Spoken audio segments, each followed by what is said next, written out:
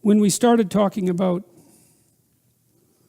the creation of the universe at the beginning of the Genesis stories, I spent quite a long time setting the stage for the stories, because there's no point in having a conversation about the God who gives rise to being unless you have some sense of what that might conceivably mean to the modern mind. And I felt the same way about the Abrahamic stories, as I couldn't get a handle on them until I could understand and articulate more clearly what it might mean, how a modern person might understand a direct experience of God. And the first question would be, is such a thing possible?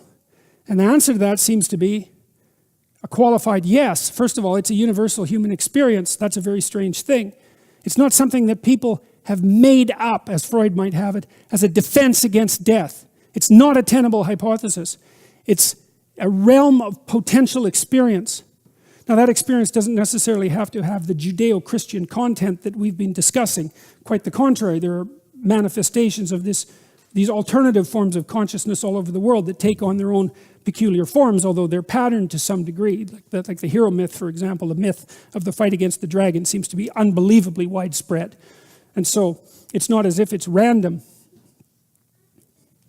But there's not much point in having a discussion about what happens to Abraham unless you can conceptualize it in terms that are amenable to modern skeptical consciousness. So we can establish the proposition that mystical experience is not only possible, it's quite common, and it's inducible in a variety of ways, and the manner in which it's inducible is reliable. And there's no evidence as well that it's pathological. In fact, there's a fair bit of evidence that the patterns of behavior that are associated with the mystical experience are core elements of proper human adaptation in the world.